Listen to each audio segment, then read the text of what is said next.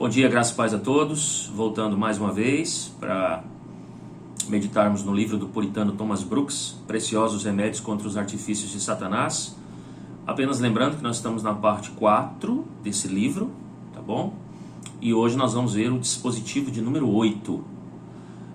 Essa parte 4 do livro, nós estamos falando sobre o artifício de Satanás que ele usa, não é, para entristecer as almas, não é, para tornar as almas questionáveis acerca da sua salvação, acerca da graça de Deus, né? Trazer dúvida ao coração dos santos. O dispositivo de número 8, então, a artimanha de número 8 de Satanás, é aquela na qual ele tenta persuadir os crentes de que Deus não é bom. E por que Deus não seria bom?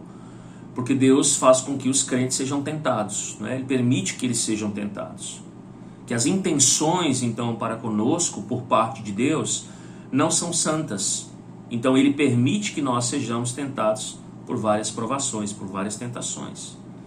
E quando Satanás então ele tenta plantar essa dúvida, ele faz com a intenção de manter as almas cristãs em um estado de tristeza, como eu disse, de dúvida. E o grande problema é que alguns permanecem nesse estado por longos anos.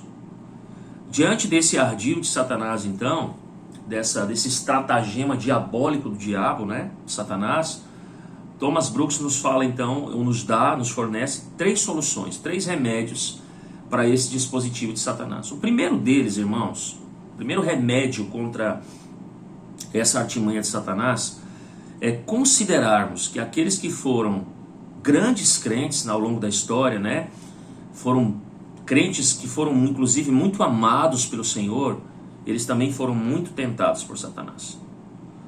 Embora Satanás nunca possa roubar a coroa de um cristão, porque ela já nos está assegurada, não é? Isso é fato, isso é verdade da parte de Deus. Ele continua sendo extremamente malicioso, ele não desiste. E Satanás, então, ele vai tentar, né?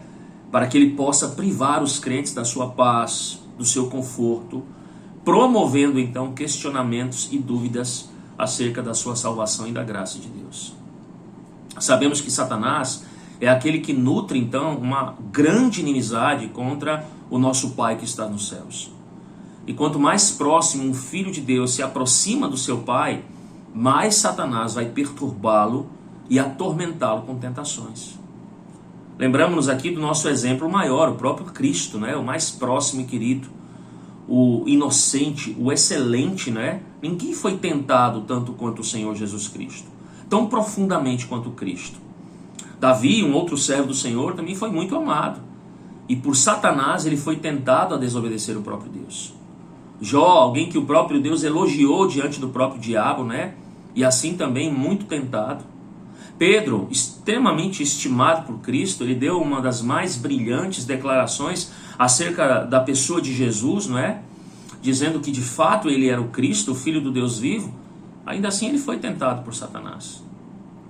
E acerca do próprio Pedro, Jesus diz lá em Lucas capítulo 22, registrado ali no Evangelho de Lucas: Simão, Simão, eis que Satanás desejou ter-vos, para que vos peneirasse como trigo, mas eu roguei por ti, para que a tua fé não desfaleça. Meus irmãos, quando nós ouvimos que esse achegar de um servo de Deus a Deus faz com que porventura ele possa ser mais tentado do que outros, isso não deve ser um desestímulo a nós na nossa relação de intimidade com o Senhor. Até porque a própria palavra de Deus e o próprio Deus nos garante que com a tentação, com as provações, Ele mesmo nos proverá livramento. Então, sem medo de nos achegarmos ao próprio Deus, de termos intimidade com Deus, ainda que isso possa nos encher de tentações e provações, mas certamente nós temos um Deus que é fiel, um Pai amoroso e um pastor que vai nos livrar, que vai nos conceder os meios de nos livrarmos, de resistirmos a todas essas tentações. Paulo, meus amados irmãos, ele teve a honra de ter tido uma visão de excelência do céu, de ver aquela glória que não poderia ser expressa. E ainda assim, quando Paulo deixa então essa visão gloriosa do céu, ele foi esbofeteado por Satanás. Ele vai dizer para que eu não fosse exaltado acima da medida, ali em 2 Coríntios capítulo 12.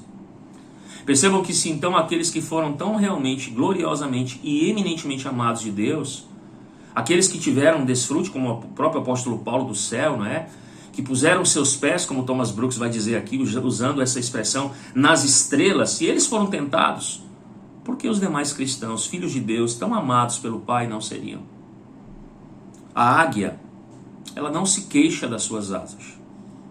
O pavão, irmãos, não se queixa da sua grande cauda, e nem o rouxinol da sua voz, sua brilhante voz, porque essas coisas são naturais a eles.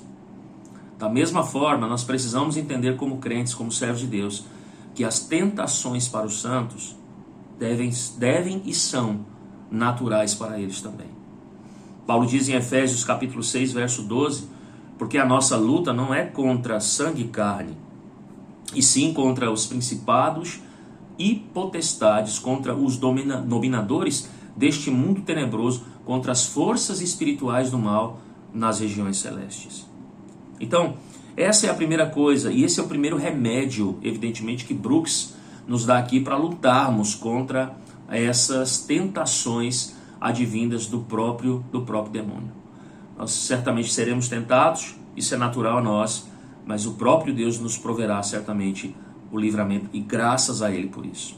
O segundo remédio que Thomas Brooks nos dá contra esse ardil de Satanás é considerar que todas as tentações que sobrevêm, não é? Essas provações que vêm aos santos, elas têm como ênfase principal, como foco principal, a santificação deles em amor. Então, quando nós somos tentados, quando nós somos provados, nós podemos contar com o poder, com a sabedoria, com a misericórdia, com a graça, com a bondade do Senhor para nos socorrermos nesses momentos. Não é à toa que o próprio Paulo também, aqui mais uma vez, citando o apóstolo Paulo em 2 Coríntios 12, diz, olha, para que eu não me ensoberbecesse com a grandeza das revelações, foi-me posto um espinho na carne, um mensageiro de Satanás, para me esbofetear, a fim de que eu não me exalte. Percebam que se o apóstolo Paulo não tivesse sido esbofeteado, o que seria do coração dele? Certamente teria sido um coração extremamente orgulhoso, exaltado. É por essa razão que Brooks, aqui em seu livro, nos diz o seguinte: a tentação é a escola de Deus, na qual ele dá a seu povo as mais claras e doces descobertas do seu amor. É uma escola onde Deus ensina o seu povo a ser mais frequente e mais fervoroso em seu dever. Quando Paulo foi desbofeteado, o que Paulo fez? Ele orou por 3 vezes ao Senhor. Ele buscou o Senhor frequentemente e ele buscou o Senhor com fervor do seu coração. A escola da tentação é a escola na qual Deus, meus amados irmãos, ensina o seu povo a ser mais terno, mais manso e mais compassivo, inclusive para os outros, para os nossos irmãos, para os outros eleitos e santos de Deus, que também são tentados, que são amados pelo Senhor, mas que naturalmente são tentados. A escola da tentação, meus irmãos, é uma escola onde Deus ensina o seu povo a ver o mal do pecado como realmente ele é, nocivo. É uma escola em que ela nos mostra de fato o vazio imenso da alma de uma criatura sem Deus, de um homem sem Deus. Mas ao mesmo tempo, é uma escola, meus amados irmãos, que nos mostra a necessidade maior que nós temos de Cristo e da sua graça gratuita, mais do que nunca em nossas vidas. Uma escola na qual Deus ensina o seu povo que todas as tentações são instrumentos nas suas mãos para refinar, para aperfeiçoar, para tornar o seu povo mais glorioso. O resultado de todas as tentações é para o bem dos santos. Como nós podemos ver, inclusive, ao longo das Escrituras, na progressividade bíblica, não é? Pelas tentações que Adão, Eva, Cristo, Davi, Jó, Pedro, Paulo e tantos outros servos do Senhor, não é? Tiveram que experimentar. Essas mãos de poder e de amor, as mãos do Senhor que trazem luz das trevas, bem do mal, o doce do amargo, a vida da morte, o céu do inferno, são as mesmas mãos que trazem a bondade e a graça para o seu povo, para os seus filhos, de todas as tentações que venham até eles. Então, nós precisamos ser muito gratos ao nosso Deus, meus amados irmãos. por essa escola que Ele nos fornece, por essa oportunidade que Ele nos fornece para o nosso aperfeiçoamento, a conformidade da pessoa do Senhor Jesus Cristo. Que possamos aproveitar essas oportunidades, evidentemente, para o nosso crescimento, em graça, em sabedoria, para que cada dia mais nós possamos glorificá-lo e exaltá-lo através das nossas vidas. Em terceiro e último remédio que nos é provido então por Brooks acerca desse ardil de Satanás é considerarmos de maneira muito sábia que nenhuma tentação trará algo de prejudicial aos santos, aos crentes, desde que eles resistam a elas. E nós já falamos aqui que nós não temos poder em nós para resistirmos às tentações. Deus vai nos dar o livramento para isso. Nós não seremos tentados, como diz a Escritura, além das nossas próprias forças. Forças essas que advêm da nossa relação íntima com o próprio Deus, que nos são fornecidas graciosamente pelo próprio Deus. Então percebam algo interessante nisso, quando nós falamos então que elas só podem ser prejudiciais quando nós cedemos a elas. Então não é em si a tentação de Satanás, mas é o consentimento com a tentação. É o assentimento, é fazer aquilo que a tentação exige de nós. Não é a sedução da tentação em si, mas é nossa submissão a essa sedução, que torna essas tentações, essas provações prejudiciais à nossa alma. Lutero, quando fala sobre esse assunto, meditando sobre isso, e certa vez ele fez muitas vezes, e constantemente, ele aconselha todos os cristãos, todos os homens, a responderem quando forem tentados, usando as seguintes palavras: eu sou um cristão. Então, o que Lutero pensa? Que quando nós estamos sendo tentados e provados, a resposta que nós temos que dar é curta e direta. Eu não posso fazer isso. Eu sou um cristão, eu sou um crente, eu fui alguém redimido pelo sangue de Cristo. Meus irmãos, se uma tentação de um homem, ela é a sua maior aflição, e pode ser de fato, ela não é um pecado em sua alma, embora ela possa ser um problema na sua mente. Satanás, nós precisamos nos lembrar, ele é um inimigo extremamente malicioso e invejoso.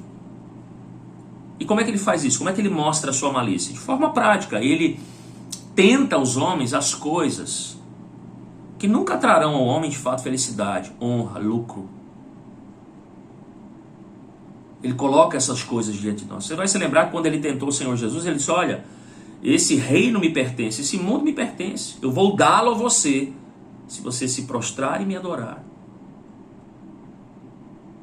Mas que lucro é nessas coisas, irmãos?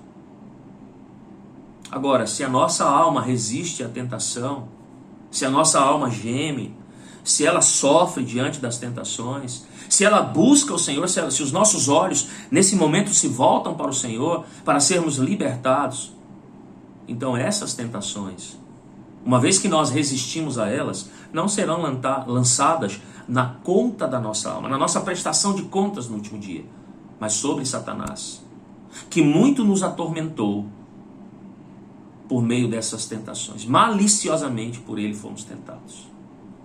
Então deve haver, irmãos, uma resistência contra as tentações de Satanás. Deve haver diante de nós um desafio à tentação à primeira vista.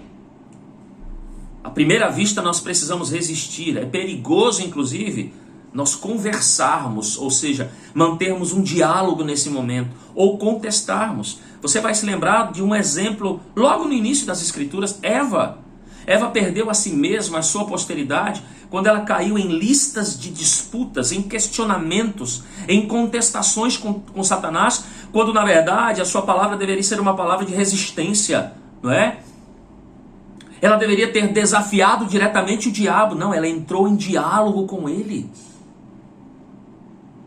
Então aquele que estiver sendo tentado, provado, ele deve imitar a Cristo. E qual foi a resposta que Cristo diz? Está escrito, ou seja, assim diz a Escritura. Aquele que deseja triunfar, meus amados irmãos, sobre nós, por meio das tentações, não é? Ele deve resistir de nós, ele deve receber uma resistência de nós, a semelhança da resistência de Cristo, e ele deve dizer, assim está escrito, assim diz a palavra. Satanás é ousado, é atrevido, e se nós não formos resistentes, ele vai colocar para nós, na tentação, novos pontos de vista. Ele vai tentar nos convencer. Então é da mais alta sabedoria, meus irmãos, resistir no início da tentação. Firme, de maneira direta, consistente, porque às vezes o remédio pode chegar muito tarde. Então, faça resistência forte, constante contra as tentações de Satanás. Resistamos às tentações, como Brooks nos ensina aqui nesse livro, não é? De uma maneira fantástica, quando ele vai dizer assim: tiremos argumentos da própria Trindade, da honra do Pai, do amor do Pai, da união e comunhão com o Pai, do sangue de Cristo, da morte de Cristo, da bondade de Cristo, da humilhação de Cristo, da intercessão de Cristo, da glória de Cristo, da voz do Espírito, do conselho do Espírito, dos confortos do Espírito, da presença do Espírito, do selo do Espírito, dos sussurros do Espírito, dos comandos do Espírito, da assistência do Espírito, do testemunho do Espírito. Resistamos às tentações, olhando para a glória do céu, para a excelência da graça, para a beleza da santidade, para o valor da alma, para a vileza, olhando para a vileza e a amargura e a maldade do pecado. Porque o menor pecado, sendo um mal maior do que a maior tentação do mundo, assim ele pode ser. Meus irmãos, Satanás virá com novas tentações quando as antigas tentações estiverem muito fracas. E calmamente, Satanás irá preparar uma grande tempestade, uma grande tormenta. Lembremos-nos de que Satanás é inquieto, ele é atrevido, ele é sutil. E ele, inclusive, ajustará essas novas tentativas, tentações, às nossas inclinações. Satanás adora navegar com o vento, como diz Thomas Brooks. E percebam como isso tem implicações muito sérias para nós, porque se você é alguém que porventura não gosta de conhecimento, não tem conhecimento, ou lhe falta conhecimento, certamente Satanás lhe tentará e quererá levar você ao erro. Se a sua consciência, por exemplo, for fraca, Satanás vai tentar você a ser o quê? Escrupuloso, a ponto de não fazer nada. Ouvir, orar, ler, tudo de maneira muito mecânica. Se a sua consciência não for firme, o que Satanás vai fazer? Ele vai tentar fazer com que você coloque a sua confiança na carnalidade, na segurança carnal. Se você for confiante demais, uso aqui a palavra autossuficiente, Satanás vai trabalhar exatamente em algo que Deus abomina, que é o orgulho do homem. Se você for covarde, tímido demais, Satanás certamente vai levar você ao desespero. Se você for alguém flexível demais, vai levar você à inconstância. Se você for orgulhoso e rígido, e aqui nos lembramos, por exemplo, dos fariseus, dos falsos religiosos na época de Jesus, você será um estúpido. Ele vai transformar você em alguém estúpido. Portanto, irmãos, ainda apto para novos ataques, porque embora Satanás tenha sido vencido na cruz do Calvário, mas ele está por aí ainda apto para novos ataques. O que nós como cristãos precisamos fazer? É aquilo que a gente vem advertindo ao longo de vários livros desses puritanos. Nós precisamos estar em constante autoexame, analisando-nos em cada fraqueza que temos, para saber se as portas nessas fraquezas, elas estão abertas a Satanás, ou se nós somos cônscios dessas fraquezas e estamos, portanto, equipando-nos ali, fortalecendo aquela estrutura ali, exatamente ali onde ela é mais fraca, para que Satanás não possa nos vencer, irmãos. Quando você tiver vencido determinada tentação, isso deve ser motivo de alegria? Sim. De regozijo? Sim. Mas prepare-se para outra. Meu irmão e minha irmã, não baixe a sua guarda. Permaneça alerta. Porque depois de uma tentação sempre vem outra. E vejam o que é que nós estamos afirmando. Satanás está sempre rugindo. Satanás está sempre pronto, não é? De maneira inquieta, atrevida e sutil, ele está sempre preparando algo. E, portanto, nós devemos estar sempre observando e preparados para resistir a ele. Qual deve ser a nossa oração nesse momento, irmãos? A nossa oração é que Deus nos ajude. Que Deus nos ajude, irmãos, a lidarmos com as tentações. Que possamos ouvir e dar ouvidos, não é, às suas instruções. Que possamos, nesse momento, correr para aquele que é o nosso Redentor, que nos salvou, mas que também é o nosso protetor, que ora por nós, que intercede por nós, que nos protege e nos livra certamente de todos os males, e que nos fornece todos os elementos, a palavra, a oração, a vigilância, todas essas coisas, para que nós possamos resistir às tentações. Então, que Deus possa abençoá-lo em suas lutas diárias, que certamente são como as minhas, muitas lutas. Sempre estamos enfrentando tentações e provações nesta vida, mas sabedores de que em Cristo Jesus nós já somos mais do que vitoriosos. Que Deus abençoe, um grande abraço e até o nosso próximo encontro.